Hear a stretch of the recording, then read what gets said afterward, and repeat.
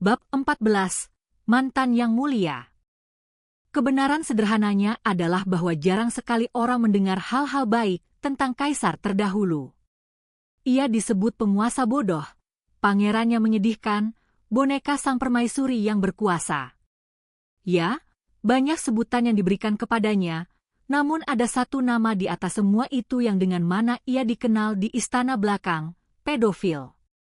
Itu adalah satu-satunya istilah yang tepat, mengingat Ibu Suri dan Kaisar saat ini hanya terpaut sekitar 10 tahun. Memang benar bahwa di dunia ini, perempuan yang masih sangat muda terkadang diberikan sebagai istri. Kadang-kadang itu adalah pernikahan politik, atau dimaksudkan untuk melunasi utang. Namun ini adalah istana belakang, tempat perempuan yang sudah cukup umur untuk menikah berlimpah, namun mantan kaisar itu tampaknya hampir secara eksklusif terfokus pada segelintir gadis yang lebih muda. Itu membuktikan bahwa ia adalah seorang pedofil. Itu adalah fakta, apapun pendapat orang lain tentang dirinya. Ibu Suri berbicara tentang kutukan, namun Mao bertanya-tanya apakah itu benar-benar menguntungkan Paduka untuk berpikir dengan cara itu. Di perut Paduka ada bekas luka yang ditinggalkan ketika ia melahirkan kaisar saat ini. Jalan lahir tubuhnya yang masih berkembang terlalu sempit, tidak menyisakan pilihan selain memotong si bayi dari rahimnya. Dan yang dijadikan Kasim khusus untuk membantu prosedur ini adalah ayah tua Mao yang malang. Mungkin pengorbanan itu sepadan, karena anak laki-laki yang akan menjadi raja yang berkuasa tumbuh menjadi orang yang bersemangat dan kuat, dan meskipun ada operasi itu, Ibu Suri masih melahirkan anak lagi, adik laki-laki yang mulia. Namun pada titik ini, Mao punya sebuah pikiran. Pikiran yang sangat tidak sopan yang mungkin membuatnya ditampar jika ia mengucapkannya. Yaitu, apakah adik laki-laki kekaisaran itu memang putra dari kaisar terdahulu? Anak laki-laki yang lebih muda itu, sebagaimana yang Mao pahami, setahun lebih tua darinya. Itu berarti Ibu Suri sudah berada di akhir usia 20-an saat anak itu lahir, dan dengan cara apapun tidak lagi seorang gadis kecil. Mao tidak ingin mengejar masalah itu. Ia merasa bahwa mengetahui apapun tentangnya hanya akan membuat hidupnya di sini lebih sulit. Aku ingin berbicara di tempat lain, jika bisa, kata Ibu Suri, dan demikianlah kini Mao mendapati dirinya di luar istana belakang. Mereka masih berada di dalam istana dalam, namun, yang terutama adalah kediaman kaisar beserta anak-anak dan permaisurinya. Saat ini, ada selir-selir tinggi di istana belakang, namun yang mulia belum memiliki permaisuri yang sah. Tentu saja, Mao hampir tidak mungkin berada di sana sendirian. Mungkin Paduka sudah merencanakan ini sejak awal, karena ia sudah mengatur pesta minum teh yang akan mempertemukan keempat selir tinggi. Itu adalah pemandangan yang cukup mengagumkan. Mao bahkan sempat melihat selir Lishu di sekitar sana, namun rasa gugup tampaknya mengalahkannya, dan ia bergerak-gerak seperti boneka berputar yang berjalan dengan kaku. Mao dalam hati mengatupkan tangan dan mendoakan keberuntungan bagi sang selir. Sebenarnya apa yang kau pikir sedang terjadi di sini? Tanya Ying Hua dengan menghela napas. Ia mengenakan pakaian yang lebih bagus, namun tidak terlalu jauh lebih bagus dari pakaian biasanya. Mao pun melakukan hal yang sama. Ia dan Ying Hua keduanya hadir sebagai dayang selir Gyokuyo. Begitu pula Hong Niang, Guiyuan, dan Ailan. Gyokuyo menyisakan Kasim pengawal paling terpercayanya untuk menjaga paviliun Giok. Pertanyaan bagus. Para selir tinggi masing-masing diberi sebuah kamar. Meskipun mereka tidak pergi jauh, sebuah pesta minum teh selalu menjadi tempat di mana perempuan-perempuan bersaing dalam kemegahan, dan Gyokuyo ditemani oleh 3 Kasim yang semua tangannya penuh mengurus barang bawaan. Itu rupanya sudah cukup baginya, namun Li Hua membawa 5 Kasim, dan Loulan tidak kurang dari 8, jumlah yang membuat kepala pusing. Ngomong-ngomong, Li Shu hanya ditemani oleh 4 pembawa barang, suatu keadaan yang tampaknya membuat para dayangnya sangat tidak puas. Kamar yang diberikan kepada Gyokyo menyenangkan, terbuka bagi angin sepoi-sepoi, dan dilengkapi dengan sari buah dan buah-buahan lezat untuk pencuci mulut. Setelah Mao mengambil gigitan dan memastikan makanan itu aman, semua orang pun memakannya. Ia hampir tidak bisa membayangkan Ibu Suri akan melakukan sesuatu yang konyol seperti meracuni camilan, namun itu adalah tugasnya untuk memeriksa. Lagi pula, tidak sopan untuk tidak memakan apa yang sudah disiapkan untuk mereka, jadi Mao dengan setia makan sedikit lebih banyak. Makanannya lezat, sebagaimana yang mungkin diharapkan dari sang nyonya rumah. Anggur yang berair itu pecah menyenangkan di mulut, mungkin sudah didinginkan dengan air sumur. Karena masih ada waktu sebelum pesta minum teh dimulai, selir Gyokyo memerintahkan para dayangnya untuk beristirahat. Adapun sang selir sendiri, ia memanfaatkan kesempatan itu untuk tidur sejenak. Rasa lelah adalah hal yang umum pada tahap awal kehamilan, namun pada Gyokyo tampaknya berlangsung lebih lama dari biasanya. Ia tidur dalam posisi duduk agar tidak mengganggu rambutnya, namun bantal bulat ditempatkan di kursi untuk kenyamanannya, dan bantal berisi kapas diletakkan di lehernya. Hong Niang sudah siap dengan air untuk membangunkannya dan peralatan untuk memperbaiki riasannya. Untungnya bagi semua orang, sang putri tidur nyenyak bersama ibunya.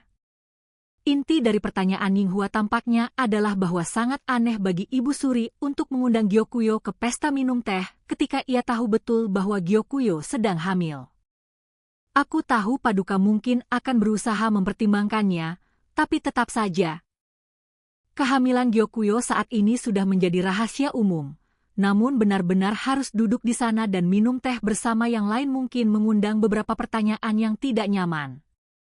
Selir Lihua mungkin tidak akan jadi masalah, dan kurasa kita tidak perlu khawatir tentang selir Lishu juga, pikir Mao. Lihua dan Gyokyo telah menghindari saling menyinggung sebagian besar dengan saling menghindari satu sama lain.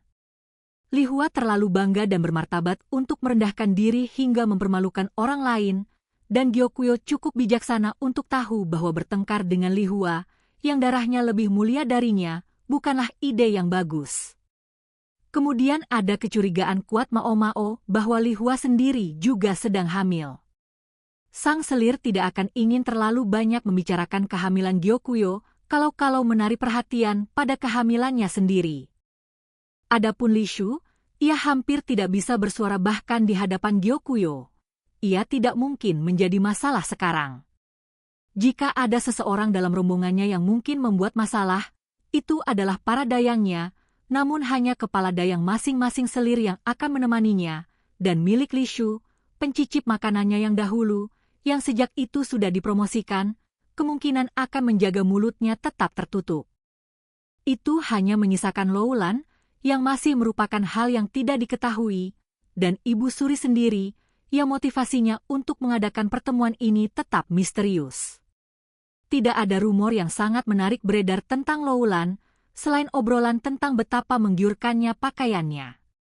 Bahkan Lishu paling tidak punya satu cerita bagus yang beredar, yang mengklaim bahwa ia pernah pingsan karena mimisan spontan saat membaca sebuah buku. Ketika mendengarnya, Mao hanya berharap tidak ada yang akan mengajukan terlalu banyak pertanyaan tentang buku jenis apa itu. Mao, panggil Hong Niang. Ya, Nyonya. Jangan khawatir tentang mencicipi camilan di pesta minum teh hari ini. Biar saya yang mengurusnya. Kau mengerti maksudku, bukan? Ya, Nyonya. Dengan kata lain, sangat penting agar mereka tidak mengisyaratkan bahwa mereka bahkan berpikir bisa ada racun dalam makanan yang disajikan oleh mantan ratu. Membawa pencicip makanan resmi akan mengirimkan pesan yang salah. Namun itu meninggalkan pertanyaan yang sangat nyata tentang di mana tanggung jawab akan jatuh jika memang benar-benar ada sesuatu dalam makanan. Jadi sebagai kompromi, para kepala dayang akan disajikan hal yang sama dengan para selir.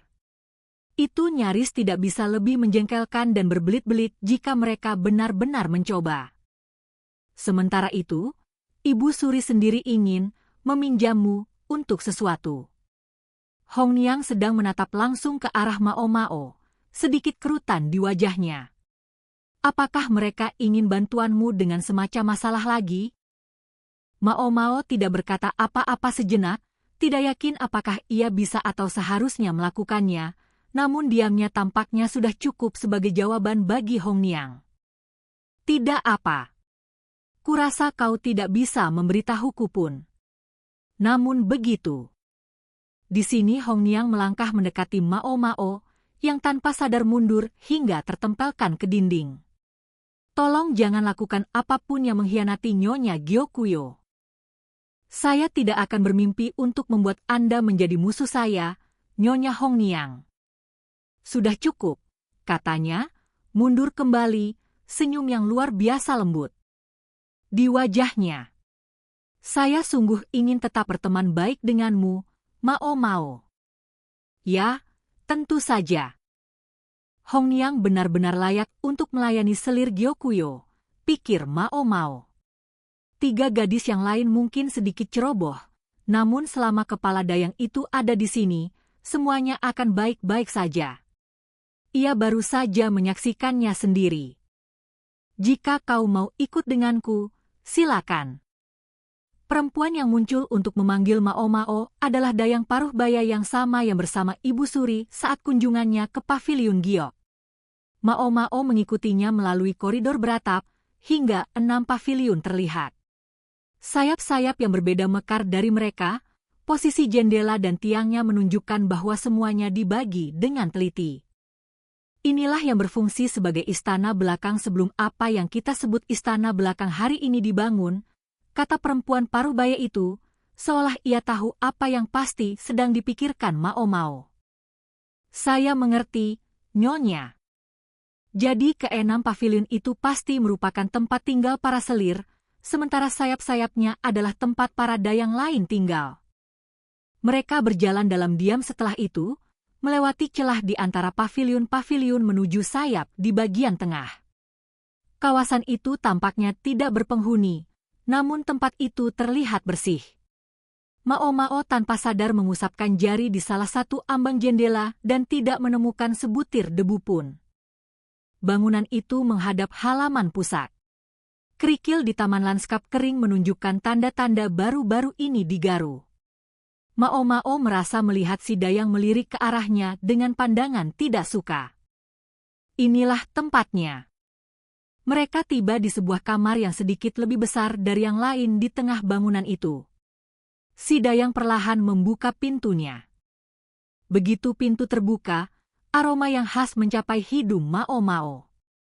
Ia mengerutkan kening secara naluriah, namun kemudian mengintip ke dalam kamar itu. Ada suasana yang aneh dalam ruang yang rapi itu. Penutup tempat tidur masih terlipat ke belakang, hampir melorot.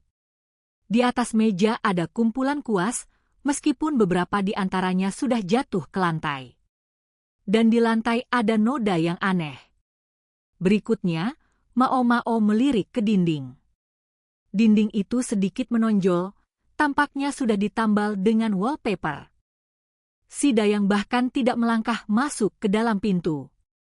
Bahkan melangkah 1 langkah ke dalam ruangan itu mungkin akan mengangkat debu kemana-mana. Eksteriornya begitu bersih, namun di dalamnya seperti ini. Mungkin tidak ada yang masuk agar tidak mengganggu jejak-jejak siapapun yang pernah ada di sini. Apa ini? Tanya Mao Mao. Pada masa Kaisar 2 generasi yang lalu, seorang perempuan yang naik dari dayang istana biasa hingga menjadi selir rendah tinggal di sini. Jawab perempuan lainnya, pandangannya tetap dingin dan nadanya datar. Itu adalah kamar perempuan yang dikenal sebagai permaisuri yang berkuasa, kamar tempat mantan yang mulia dibesarkan, dan tempat ia meninggal. Tiba-tiba, Mao Mao memahami rasa tidak suka si dayang terhadap tempat itu. Setelah itu, si dayang membawa mereka ke kamar lain yang sama-sama kosong, yang melalui jendelanya mereka bisa mengamati Ibu Suri sedang mengikuti pesta minum tehnya bersama para dayang lainnya. Jika terjadi sesuatu, mereka bisa langsung berlari ke sana. Perempuan itu mulai menjelaskan kepada Mao Mao bahwa di ujung hidupnya, mantan kaisar dan permaisuri yang berkuasa banyak menghabiskan waktu terkurung di kamar itu. Mungkin itu adalah kelemahan karakter sang kaisar, si Dayang berspekulasi, yang membuatnya melekat pada kamar itu seperti melekat pada kenangan. Setelah permaisuri yang berkuasa meninggal, mantan kaisar dengan cepat menyerahkan nyawanya, seolah-olah ia mengikutinya. Dan itu semua terjadi di kamar itu. Permaisuri yang berkuasa tampak bersemangat sampai akhir, namun bisa dikatakan ia meninggal pada usia yang sudah tua dan penuh tahun. Mantan kaisar belum mencapai usia yang sama, namun ia hidup panjang dibandingkan banyak orang. Di antara rakyatnya, terutama para petani, siapapun yang mencapai usia 60 akan dianggap tetua yang terhormat. Apapun dari semua ini, pikir Mao Mao, yang bisa disebut sebagai kutukan? Aku sudah memberitahunya bahwa tidak ada kutukan, kata si Dayang paruh baya itu. Dengan serius. Namun Ibu Suri hanya menggelengkan kepala dan mengulangi bahwa pasti ia terkena kutukan. Setiap malam, ia berharap bisa begitu saja menghilang. Apakah Paduka punya bukti spesifik bahwa ia dikutuk? Tanya Mao Mao. Ekspresi perempuan itu menggelap sejenak. Rupanya ada sesuatu yang sesuai dengan deskripsi itu. Setelah nyawanya pergi, mantan yang mulia berbaring di makamnya selama setahun penuh. Bukanlah sesuatu yang tidak pernah terjadi jika ada kesalahan tentang sebuah kematian, dan seseorang kembali hidup. Mao Mao teringat pada perempuan yang lolos dari semua orang dengan biji kecubung. Itu mungkin salah satu alasan untuk penantian yang panjang itu, namun lebih mendasar lagi, tidak ada cukup waktu untuk menyelesaikan tempat pemakaman mantan kaisar semasa hidupnya. Membiarkan jasadnya selama setahun akan memberikan mereka cukup waktu untuk menyelesaikannya.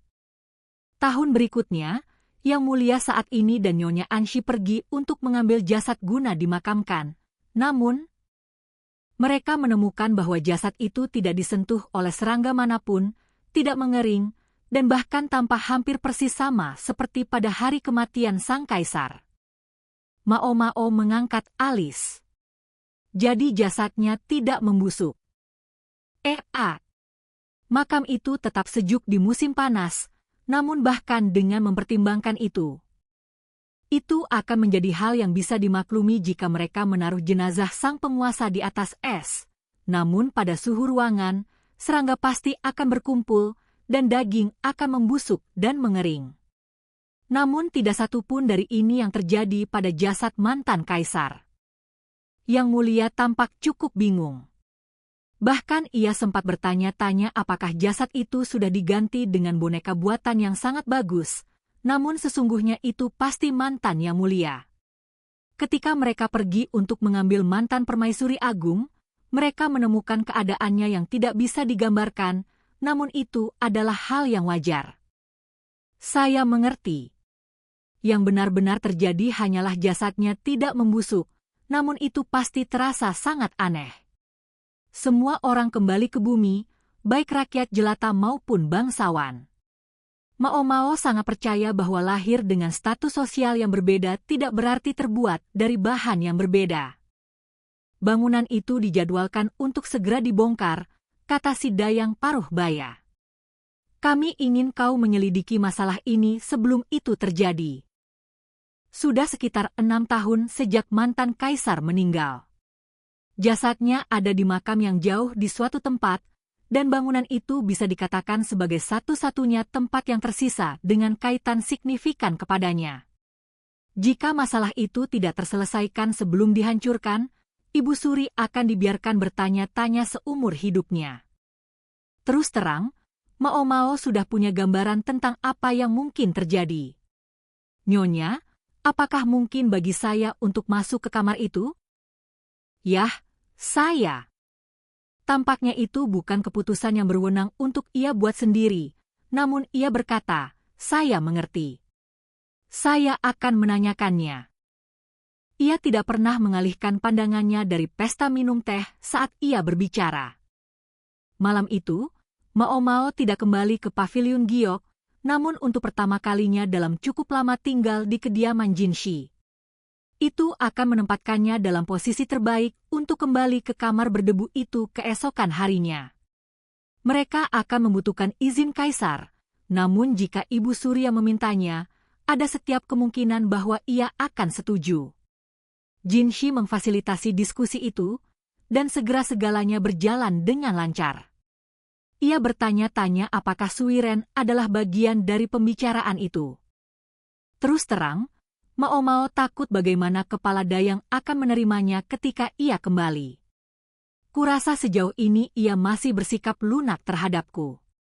Sebagai kepala dayang Gyokuyo, tugas utama Hong Niang adalah melindungi sang selir. Ia tidak seperti Mao Mao, yang dalam beberapa hal melayani baik Gyokuyo maupun Jinshi. Dan tidak diragukan lagi ia tidak gembira bahwa Mao Mao senantiasa berlari-lari ke paviliun kristal. Bahkan Mao Mao sendiri tidak selalu yakin dengan tepat apa kedudukannya. Setidaknya, ia tentu saja tidak bermaksud buruk terhadap selir Gyokuyo. Namun itu tidak berarti ia bersedia membantu mencoba menjatuhkan selir lain. Seseorang sudah menempati kamar yang dulu Mao Mao gunakan, jadi untuk hari ini ia mendapati dirinya di kamar Suiren. Ia sedikit takut pada wanita tua itu, namun terus mengingatkan dirinya bahwa Suiren tidak bermaksud buruk. Ini ganti pakaiannya. Suiren menyerahkan jubah yang tidak diputihkan, dan ia dengan patuh menggantinya. Kamar Suiren terdiri dari 2 ruangan yang bersebelahan di sudut kediaman Jinshi. Sebuah tempat tidur lipat sudah dibawa masuk, dan ada perabotan yang indah di mana-mana. Secara keseluruhan, ini selangkah lebih baik dari kamar-kamar para dayang di paviliun Giok. Saya sebenarnya senang saja tidur di sofa atau semacamnya. Tapi kalau begitu saya akan khawatir semalaman. Mao Mao tidak punya kata-kata untuk itu. Suiren sedang membaca buku dengan lilin yang menyala terang, betapa borosnya. Membaca dalam cahaya yang berkedip-kedip akan merusak matanya, namun perempuan itu begitu jelas menikmati dirinya saat membolak-balik halaman sehingga Mao Mao berpikir itu mungkin memang sangat kejam untuk menghentikannya. Kau boleh membaca sesuatu jika mau, Mao Mao. Tinggal pilih saja dari kamar sebelah. Terima kasih, Nyonya. Buku itu berharga, jadi ia seharusnya memanfaatkan kesempatan untuk membaca ketika ada. Ia masuk ke kamar sebelah, berharap ada sesuatu yang menarik minatnya. Jika kamar dengan tempat tidur mereka memiliki nuansa kecantikan yang menyatu, kamar ini dipenuhi dengan berbagai macam hal, meskipun semuanya tersimpan dengan teliti dan rapi. Rak buku ada di sudut. Mao Mao mulai menelusuri buku-buku itu, hati-hati menjaga lilin pada jarak yang aman agar halaman-halamannya tidak terbakar. Kemudian ia menutup buku itu dengan bunyi gedebum. Katakanlah bahwa apapun cara ia memandangnya, tampaknya ia dan Suiren memiliki selera yang berbeda. Lihat saja koleksi ini, pikir Mao Mao. Pasti ia masih sangat muda di dalam hatinya. Ia baru saja hendak kembali ke kamar lainnya ketika sebuah kotak kecil menarik perhatiannya. Kotak itu tampak cukup tua, namun benang emas halus disulam di sekitar pinggirannya dan dengan hati-hati telah dioles dengan sari kesemek. Tertarik dengan itu? Mao Mao menoleh mendengar suara Suiren. Tidak apa-apa, Nyonya. Saya tidak berencana mencurinya atau apapun. Aku tahu, katanya sambil tertawa saat ia mendekat dan mengambil kotak kecil tua itu. Ia membawanya ke kamar sebelah, menaruhnya di atas meja, dan membuka tutupnya. Di dalamnya ada kumpulan mainan anak-anak. Ini adalah mainan-mainan favorit Tuan Jinshi. Ia punya banyak sekali mainan, namun ia hanya mau bermain dengan yang benar-benar ia sukai. Ia mengambil boneka kayu yang diukir dengan penuh kenangan. Ukiran itu dibuat dengan teliti, beberapa bagiannya aus karena seringnya digunakan. Betapa banyak ia dimainkan hingga seperti itu, sementara tangan-tangan yang megangnya tidak pernah mengenal kotoran. Senyum Suiren yang penuh kasih juga menyimpan kesedihan. Apa yang kau pikirkan tentang Tuan Jinshi, Mao Mao? Tanyanya. Itu membuat Mao Mao terhenyak, namun hanya sedetik. Jawabannya datang dengan cepat. Saya pikir ia adalah atasan yang sangat baik. Dalam arti bahwa ia memberiku obat-obatan langka. Apakah tidak ada perasaan lain di luar itu? Mao Mao menggelengkan kepala dengan canggung. Suiren menaruh kembali boneka itu ke dalam kotak, tampaknya menerima ini. Kau tahu, mainan ini. Suatu ketika, Tuan Jinshi sudah mencapai titik di mana ia hanya mau bermain dengan ini dan tidak ada yang lain. Jadi kami diam-diam menyembunyikannya, namun itu justru membuatnya menangis tiada henti. Ia tidak bisa ditenangkan. Gao Shun hampir gila mencari sesuatu untuk menggantikannya. Mengapa kalian merasa terdorong untuk mengambilnya darinya? Tanya Mao Mao. Mata Suiren beralih ke bawah, dan ia tersenyum lagi, benar-benar sedih kali ini. Karena ketika ia sudah terfiksasi pada sesuatu, itu menjadi satu-satunya yang ia lihat. Namun ia tidak dilahirkan di posisi di mana itu bisa diizinkan. Kami harus mendorongnya untuk tumbuh dewasa, meskipun itu menyakitkan. Itulah yang diinginkan ibu terhormat Tuan Jinshi. Mao Mao tidak langsung berkata apa-apa, namun ia merasa satu dari misteri-misteri yang mengganggunya sudah terpecahkan. Sisi yang anehnya kekanak-kanakan yang semakin sering ditunjukkan Jinshi kepadanya adalah bagian dari dirinya yang sesungguhnya. Mao Mao pernah mendengar bahwa dibesarkan dalam lingkungan yang represif bisa mempengaruhi jiwa seseorang. Mungkin itulah mengapa hati Jinshi tetap, dalam beberapa hal, adalah hati seorang anak laki-laki. Yang paling aneh adalah bahwa di tengah semua itu, semua orang di sekitarnya selalu dan hanya memperlakukannya sebagai si Kasim tampan. Mao Mao menatap benda-benda dalam kotak itu. Di antaranya ada selembar kertas yang terlipat. Ia mengambilnya dan membukanya. Tampaknya itu adalah sebuah gambar seseorang, namun Suiren merenggutnya dari tangannya. Ah, itu, kata Suiren. Jadi disinilah perginya. Aku diperintahkan dengan tegas untuk membuangnya. Ia hampir terdengar seperti sedang berbicara kepada dirinya sendiri, dan berbagai emosi yang saling bertentangan memenuhi wajahnya. Akhirnya, ia menyimpan kertas itu di tempat lain. Aku bertanya-tanya apa cerita di balik itu, pikir Mao Mao. Ia mengumpulkan diri dan kembali memandangi kotak mainan.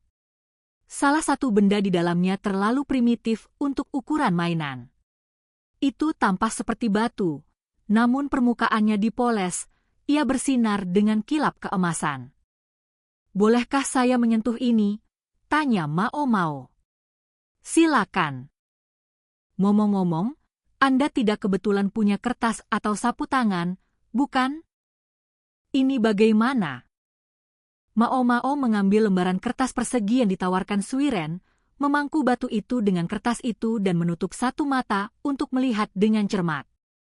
Aku penasaran di mana ia mendapatkannya, kata Suiren. Ia tidak pernah punya kebiasaan mengumpulkan kerikil. Ia tersenyum lagi, namun ekspresi Mao Mao mengeras. Anda segera mengambilnya darinya? Ya. Batu dari entah mana, yah, tidak mungkin sangat bersih. Anda benar. Dan Anda melakukan hal yang tepat. Mao Mao mengembalikan batu itu ke dalam kotak, masih terbungkus kertas. Ia mengambil napas dalam, lalu berkata, ini beracun. Ya ampun, kata Suiren, terdengar tidak biasanya terguncang. Wajahnya memutih dan matanya melebar. Saya sangat ingin tahu apa yang terjadi, sebenarnya.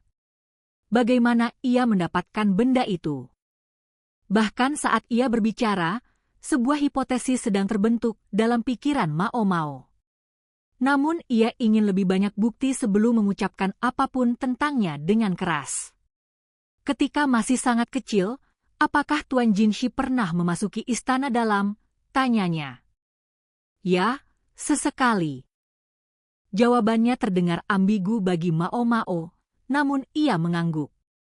Ada apa, Mao Mao? Ada masalah apa? Tanya Suiren. Saya belum bisa mengatakan apapun. Kita akan sampai ke dasar masalah besok. Tunggulah sampai saat itu. Suiren tampak ingin membantah, namun kemudian ia diam-diam menerimanya. Tanpa sepatah kata lagi, ia naik ke tempat tidur dan memadamkan lilin. Mao Mao pun masuk ke tempat tidur lipatnya dan memadamkan lampunya. Diputuskan bahwa keesokan harinya, Mao Mao akan diizinkan masuk ke kamar itu ditemani Jinshi dan Ibu Suri. Terus terang, ia tidak bersemangat untuk membuat keributan besar dari ini, tidak nyaman dengan kemungkinan bahwa spekulasinya mungkin salah, namun ia hampir tidak dalam posisi untuk menolak. Ketika saatnya tiba, Mao Mao membungkuk hormat dan memasuki kamar yang berdebu itu. Bubuk putih mengepul dengan setiap langkah, dan aroma yang khas mencapai hidungnya. Sebagian adalah jamur, namun ada sesuatu yang lain. Kuas-kuas di lantai terlihat aneh, ujung-ujungnya semua rata dan mengeras. Menunjuk pada satu hal yang jelas, pikir Mao Mao, lalu berkata, apakah mantan yang mulia punya minat dalam melukis? Yang lain saling berpandangan, tampak bingung. Namun Ibu Suri menyempitkan matanya dan berkata, ia pernah melukisku. Hanya sekali. Ia meletakkan tangan di dadanya seolah menyaring kenangan lama. Ia mengklaim itu adalah rahasia yang hanya boleh disimpan di kamar ini. Bahwa jika yang lain tahu, semua itu akan diambil darinya. Semua orang lain terperangah. Jinshi terutama tampak mengira ia mempertahankan ekspresi biasanya, namun ujung-ujung jarinya gemetar, suatu kebiasaan yang baru-baru ini Mao Mao perhatikan padanya. Mao Mao tidak tahu apa-apa, tidak sungguh-sungguh, tentang pria yang dicemooh sebagai idiot, yang dijuluki sebagai boneka sang permaisuri yang berkuasa. Juga ia tidak terlalu ingin tahu. Namun untuk menemukan kebenaran kutukan itu, sebagaimana yang diminta kepadanya oleh Ibu Suri, ia harus mencari tahu. Jadi disinilah ia melukis, tanya Mao Mao. Tidak ada yang menjawab. Tampaknya inilah pertama kalinya kebanyakan dari mereka mengetahui tentang hobi rahasia mantan kaisar. Saya tidak bisa memastikan, namun saya bisa memberitahumu bahwa setelah ia mulai datang ke kamar ini, ia selalu ditemani oleh pria yang sama. Jawaban itu datang dari Dayang yang melayani Ibu Suri. Apakah mungkin untuk memanggilnya? Segera, tanya Mao Mao. Saya percaya ia masih bekerja di sini, kata perempuan itu. Gao Shun memintanya untuk memberi rincian dan mengirim bawahannya untuk menemukan pria itu. Sementara itu, Mao Mao bertanya, bolehkah saya menyentuh kuas-kuas ini? Silakan, jawab Ibu Suri, dan Mao Mao mengambil salah satu kuas dan menyentuh ujungnya. Bulu-bulunya lebih keras dari yang ia perkirakan. Ia menciumnya dan menemukan aroma yang khas itu. Ia melihat beberapa pecahan kecil yang semi bening di lantai, seperti permen keras. Ia menatap mereka dengan intens. Kemudian di sana, sejejak perubahan warna di lantai juga. Tampaknya seseorang sudah berusaha keras untuk menghapusnya. Ia mempelajari itu juga, dan mulai berpikir tampaknya ada lebih banyak di dekat dinding. Ia menatap dinding, lalu mengulurkan tangan dan menyentuhnya. Hah? Ia terkejut mendapati dinding lebih elastis dari yang ia perkirakan. Mungkinkah ada semacam kertas tebal yang ditempel di atasnya? Dinding itu sudah dilapisi tebal dengan cat, mungkin dengan harapan memperkuat permukaannya. Alasan tampilannya yang begitu polos adalah karena wallpaper, yang sering digunakan untuk membantu mempertahankan suhu yang konsisten dalam sebuah ruangan namun juga memiliki fungsi dekoratif yang menonjol, tidak berpola dan sudah mulai menggulung karena waktu. Mao Mao menatap dinding. Pada wallpaper itu. Mungkinkah ia mulai berpikir bahwa ia tahu apa sebenarnya kutukan mantan kaisar itu. Faktanya, ia merasa cukup yakin, namun ia juga merasa bahwa itu mengarahkannya ke fakta lain yang dengan senang hati ia abaikan. "Sudah saya bawa kemari, tuan-tuan dan nyonya-nyonya," kata bawahan Gao Shun, saat ia mengantarkan masuk seorang pria tua yang bungkuk ke dalam ruangan, begitu tua sehingga tampaknya sudah meletakkan satu kaki di liang kubur. Terasa aneh entah bagaimana bahwa bertahun-tahun lalu, seorang pria seperti ini dipercayai untuk melayani di kamar salah satu penghuni paling mulia istana ini. "Kau..." Ibu Suri memandangi pria tua itu, yang setengah menutup matanya dan membungkuk perlahan. "Ada sesuatu yang ingin kami tanyakan kepadamu," Mao Mao memulai, namun Ibu Suri menggelengkan kepala dengan lembut. "Pria ini pernah menjadi budak negara," katanya, dan Mao Mao seketika memahami. Budak negara adalah, seperti yang tersirat dari ungkapannya, pelayan yang dimiliki oleh pemerintah di bawah sebuah sistem yang pernah ada di negeri ini hingga beberapa tahun sebelumnya. Dengan cukup kerja keras, budak negara bisa mendapatkan kebebasan mereka, sehingga dalam beberapa hal ini lebih dekat dengan sistem penghambatan kontraktual di mana para pelacur bekerja daripada konsepsi populer tentang perbudakan sebagai hal yang mutlak. Namun meski begitu, banyak dari mereka yang berada dalam sistem itu telah mendapat perlakuan yang mengerikan. "Ia tidak bisa berbicara," kata Paduka. "Kadang-kadang mereka yang tidak bisa berbicara dipilih sebagai pelayan, terutama oleh para bangsawan yang menjalani hidupnya di bawah pengawasan orang-orang di sekitar mereka. Ada sesuatu yang ingin kami tanyakan kepadamu," Mao Mao mengulangi. Pria tua itu bungkuk, namun ia menatap langsung ke mata Mao Mao. "Ketika kau membersihkan kamar ini, apakah ada cat di sekitar sini?"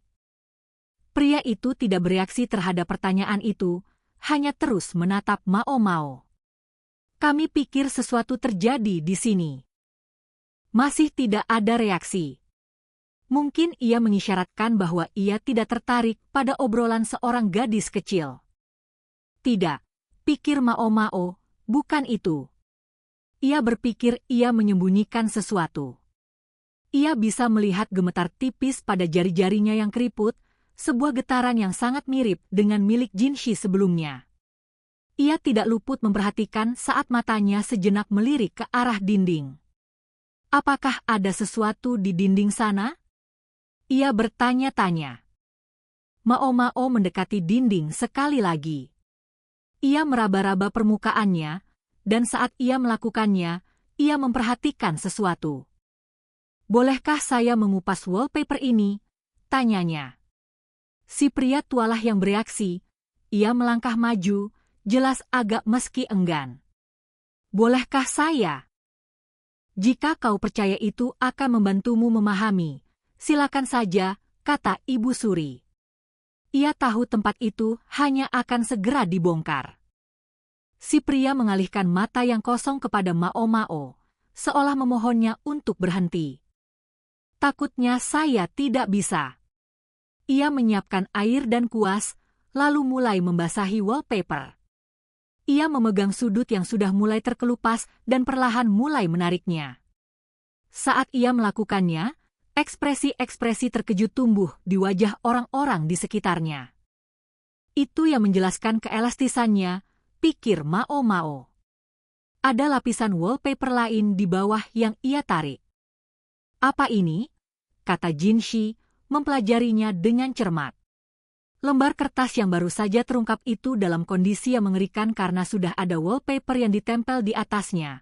Namun meski begitu, jelas bahwa ia tidak dirancang untuk menghiasi dinding. Itu adalah sebuah lukisan, dapat dikenali meskipun warnanya sudah pudar. Di tengahnya ada apa yang tampaknya seorang perempuan dewasa, dikelilingi oleh wanita-wanita yang lebih muda. Bahkan dalam keadaannya yang menyedihkan, ada sesuatu dalam gambar itu yang menarik perhatian hati. Bukan bahan-bahan yang digunakan seniman itu, atau bahkan teknik yang ia terapkan, tampaknya gambar itu menyimpan sebuah pesan di dalamnya. Terasa anehnya familiar. Itu dia, gambar yang ia sempat lihat malam sebelumnya. Suiren sudah merebutnya sebelum ia sempat melihat dengan saksama, namun cara figur itu digambar sangat mirip. Mao Mao tidak bisa tidak peduli seperti apa sosok mantan kaisar itu. Ia hanya memikirkan bagaimana, semata-mata karena kenyataan bahwa ia berdiri di puncak hierarki negaranya, ia meninggal tanpa kesempatan untuk menekuni panggilan sejatinya. Lukisan-lukisan itu membuatnya tidak bisa disangkal. Ketika Mao Mao selesai mengupas wallpaper, ia memeriksa permukaan gambar itu. Seperti yang kuduga, ia bisa melihat olesan-olesan cat berwarna emas. Warnanya yang cemerlang juga sangat mirip dengan sesuatu yang ia lihat malam sebelumnya, batu dalam kotak mainan Jinshi. Cat di sini, saya menduga itu dibuat dengan menghancurkan sebuah batu yang memiliki sifat toksik arsenik. Ada sejenis batu yang dikenal sebagai orpimen, yang bisa dihancurkan untuk menghasilkan pigmen kuning yang mencolok yang dikenal sebagai emas orpimen. Cat dibuat dengan mencampurkan sumber pigmen dengan cairan, dan pada awalnya Mao Mao sudah berpikir mungkin mantan yang mulia tanpa sadar terpapar zat beracun yang digunakan dalam wallpaper. Namun ketika ia mengetahui bahwa Jinshi muda pernah menemukan batu orpimen di istana, dan kemudian ketika ia melihat bentuk aneh kuas-kuas di kamar ini, ia mulai mempertimbangkan kemungkinan yang berbeda. Bagaimanapun, mantan kaisar tidak tiba-tiba menelan dosis besar racun itu. Sebaliknya, tubuhnya sudah menyerapnya secara bertahap seiring waktu. Arsenik memiliki efek pengawet. Ia mencegah pembusukan. Saat sang penguasa meninggal, tubuhnya mungkin sudah penuh dengan zat itu. Para dokter mungkin sudah menyadari kemungkinan itu, namun mereka tidak tahu persis dari mana asalnya. Mereka tidak punya wewenang untuk memberitahu kaisar apa yang boleh dan tidak boleh ia lakukan. Mereka hanya bisa memastikan zat itu tidak dicampurkan ke dalam makanannya. Melukis gambar akan dipandang sebagai kegiatan yang rendah bagi seseorang yang berdiri di puncak hierarki negaranya, setidaknya oleh banyak orang. Jadi pria ini, yang sudah dianggap idiot, memilih untuk menyembunyikan hobinya, bahkan mengambil seorang budak bisu untuk menjaga kamar tempat ia melakukannya. Mao Mao membiarkan tangannya menyusuri dinding. Masih ada sifat elastis tertentu meskipun sudah mengupas satu lapisan wallpaper.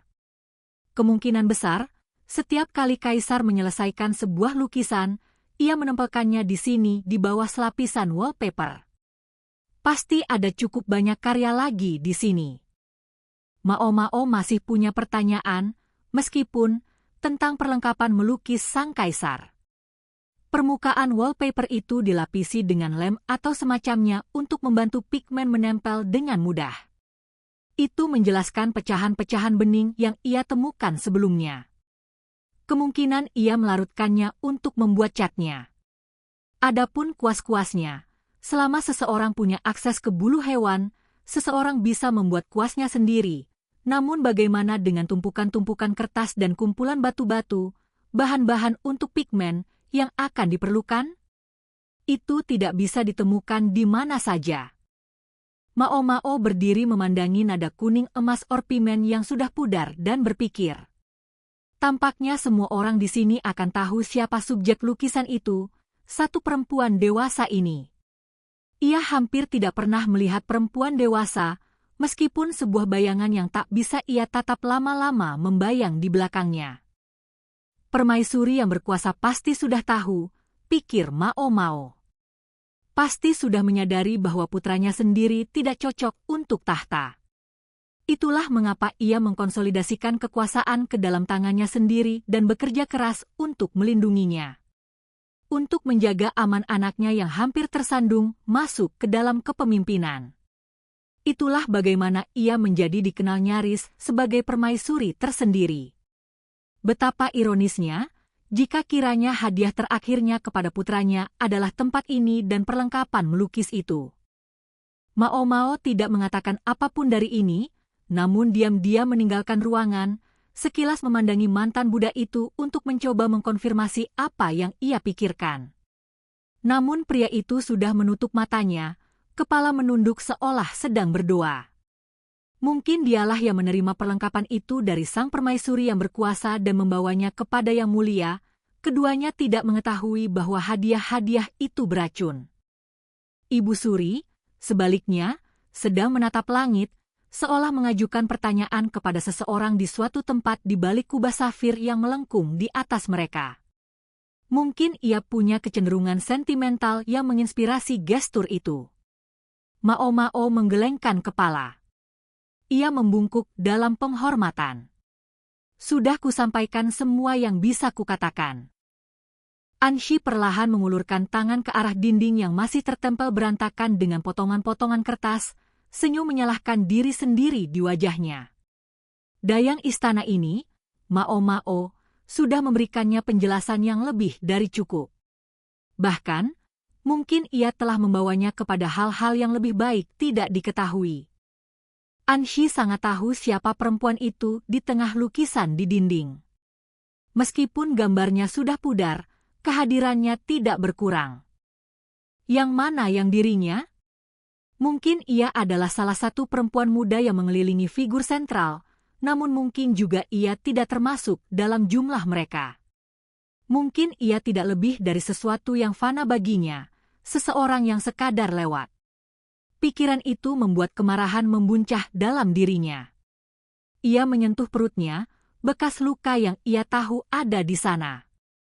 Bekas luka inilah yang menjadikannya apa yang kini ia jadikan, ibu bangsa. Orang-orang memandang Anshi sebagai objek belas kasih, atau kadang-kadang hiburan. Beberapa mengungkapkan simpati untuknya, gadis malang yang kebetulan dihamili oleh mantan Yang Mulia. Memang benar, ia sudah menghamili seorang perempuan muda.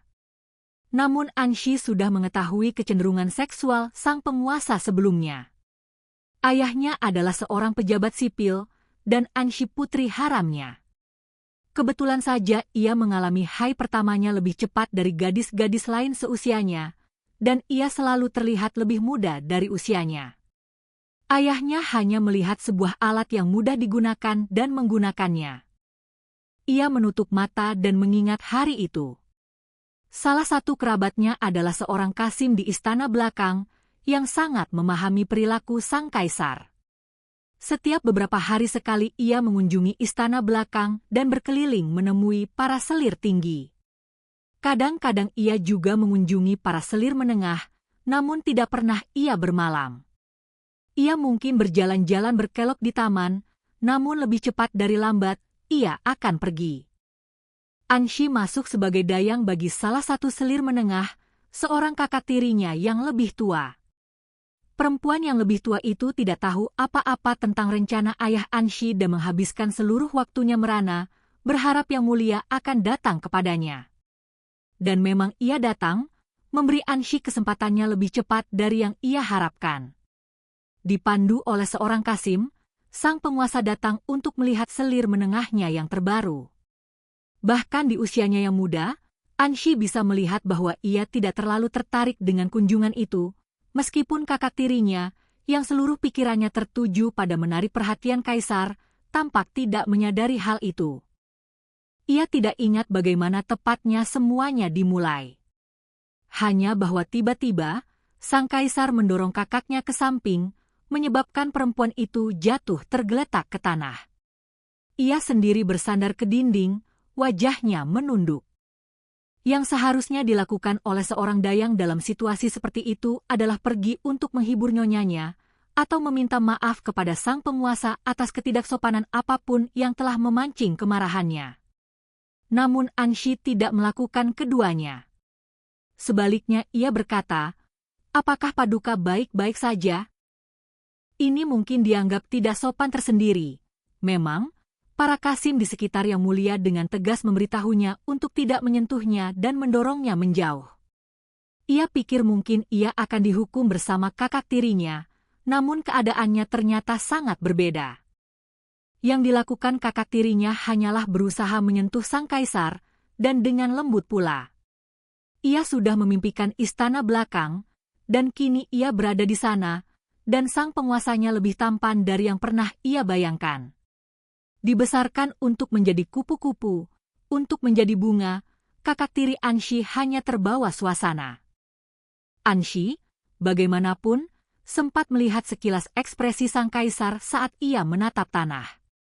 Alis-alis pohon willow-nya bertaut dan air mata mengalir dari matanya. Itu pasti lengan kirinya yang disentuh kakak tirinya, karena ia menggosok-gosoknya dengan keras seolah berusaha menghilangkan sensasi itu. Ini bukan gambaran seorang pria yang berdiri di puncak negaranya. Ini adalah seorang yang lemah yang ketakutan oleh selir menengah yang bahkan hampir tidak bisa bangkit dari lantai. Dan siapa yang mendekati pria penakut itu selain seorang gadis 10 tahun yang tak berperasaan? Waktu berlalu, dan ketika Anshi berhenti terlihat seperti gadis kecil, sang kaisar berhenti berupaya untuk mengunjunginya. Mungkin ia, juga, kini telah menjadi objek ketakutannya. Kakak tiri Anshi sudah hampir gila karena cemburu. Akhirnya ia dinikahkan untuk mengeluarkannya dari istana belakang, dan apa yang terjadi padanya setelah itu, Anshi tidak pernah mengetahuinya. Ia mendengar bahwa bertahun-tahun kemudian, kakak tirinya meninggal karena sakit, namun saat itu Anshi sudah menjadi ibu suri dan sedang berkabung untuk suaminya, sehingga ia tidak bisa hadir dalam pemakaman. Ia hampir bukan gadis kecil terakhir yang tiba di istana belakang dengan tugas menarik minat yang mulia, banyak yang datang setelahnya. Istana belakang berkembang dengan pesat, dan 3 zona baru ditambahkan. Segmen yang dibangun ketika suaminya naik tahta kini adalah kawasan selatan. Anshi mendapati hidupnya terancam berkali-kali. Beruntung baginya bahwa anaknya adalah laki-laki, dan bahwa neneknya, sang permaisuri yang berkuasa, mengakuinya. Suatu ketika, sang kaisar menolak untuk mengakui seorang anak perempuan yang lahir dari salah satu dayangnya, yang menyebabkan baik si anak maupun petugas medis yang diduga sebagai ayahnya dibuang. Sampai saat itu, para pejabat medis adalah satu-satunya pria yang dikecualikan dari pengebirian saat bertugas di istana belakang, namun setelah kejadian itu dinyatakan bahwa bahkan dokter pun harus menjadi kasim. Terasa menyiksa bagi Anshi mengetahui bahwa inilah alasan mengapa tabib yang mengoperasi perutnya harus dikebiri. Ketika sang kaisar sedang melukis di sini, ia menduga hanya memikirkan ibunya, sang permaisuri yang berkuasa, atau gadis-gadis yang tidak akan menantangnya. Dia tidak punya tempat dalam imajinasi seperti itu. Sang penguasa sudah menjadi setakut dirinya sendiri seperti yang pernah ia takutkan terhadap kakak tirinya yang mencoba menyentuhnya. Mungkin bahkan lebih. Ketika anak keduanya lahir, ada yang mengira itu pasti anak haram, namun Anshi hanya tertawa. Itu tidak mungkin terjadi. Ia tidak pernah melihat yang mulia setakut itu. Ia tidak lebih dari boneka sang permaisuri yang berkuasa, seorang pria yang menyedihkan yang kewalahan oleh perempuan dewasa yang hanya mampu berinteraksi dengan gadis-gadis kecil. Dilupakan oleh orang seperti itu adalah sesuatu yang tidak tertahankan. Perasaan itu meledak ketika ia melihat sang kaisar melewatinya sama sekali untuk pergi bersama teman bermain barunya yang baru disukai. Anshi sudah mengkonfrontasinya dengan bekas luka di perutnya, menyiksanya saat ia memohon pengampunan. Namun baginya itu terasa bukan apa-apa dibandingkan dengan apa yang telah ia lakukan pada semua gadis kecil itu. Di tempat tidur ia terus membisikkan kutukan-kutukan dengki kepadanya, seolah untuk melukainya lebih dari yang pernah ia lakukan kepada semua anak-anak itu sekaligus. Agar ia mengingatnya, lebih dari gadis-gadis manapun yang telah ia sakiti dan masih ia sakiti, lebih dari ibu agungnya sang permaisuri yang berkuasa. Seperti apa gambar itu? Hanya sekali, sang kaisar melukis Anshi. Ia tampak begitu damai saat bekerja dengan kuasnya. Melukis. Rahasianya yang kecil. Ia sudah menyayangi lukisan itu, namun kemudian memberitahu dayangnya untuk membuangnya. Anshi tidak lagi membutuhkan mantan kaisar. Sama seperti ia tidak lagi membutuhkannya. Ketika ia menyadari anaknya mungkin dalam bahaya, ia bertindak cepat dan tegas. Biarkan orang mengatakan ia anak haram, atau bukan anak yang sebenarnya, ia mencintainya dengan sama. Saat itulah ia mulai menyadari sesuatu yang belum ia pahami dengan jelas sebelumnya. Anshi mengambil selangkah mundur dari lukisan di dinding. Di luar kamar berdirilah Dayang yang selalu bersamanya, mengalihkan pandangan ke satu sisi dan sesekali gelisah. Di sana di dinding terdapat sebuah wajah yang begitu indah sehingga hanya bisa disebut melampaui kemampuan manusia biasa. Wajah itu menyerupai seseorang yang pernah Anshi kenal, seseorang yang mengagumkan bahkan baginya dengan kecantikannya. Namun orang itu sudah pergi, dan lukisan itu berasal dari puluhan tahun lalu. Akan sedikit orang yang tersisa yang bisa mengenali gambar itu. Aku ingat ia pernah datang mengunjungi kita. Bukan begitu? Ya, kata Anshi. Betapa lama tahun-tahun itu telah berlalu. Bersamanya ada seorang pria bernama Jinshi. Ia sedang merujuk pada sesuatu yang terjadi lebih dari 10 tahun lalu. Itu pasti sekitar waktu mantan kaisar mulai mengurung dirinya di bangunan ini. Pada saat itu ia sudah mulai kehilangan cengkeramannya pada kenyataan. Anshi tidak ingin mengejar pertanyaan tentang mengapa. Sang permaisuri yang berkuasa datang dengan cepat, ia ingat, menghibur putranya yang tersayang dan membawanya pergi. Itulah ketika saya memungut ini, kata Jinshi, memperlihatkan sebuah batu berwarna emas yang ia pegang dalam sapu tangan. Saya diberitahu bahwa itu disebut orpimen. Ia kagum dengan ketenangannya. Jadi racun itu sudah menggerogoti mantan yang mulia bahkan saat itu. Suiren akhirnya mengembalikannya kepada saya tadi pagi. Persis seperti yang pernah Anshi perintahkan kepada Suiren bertahun-tahun yang lalu. Jika ia terlalu sering bermain dengan satu hal, ambillah darinya. Jadi itulah yang mereka lakukan, tidak pernah memahami betapa kejamnya itu sebenarnya. Setiap kali anak itu mendongak ke arahnya, berusaha menilai suasana hatinya, ia secara refleks menghindari pandangannya.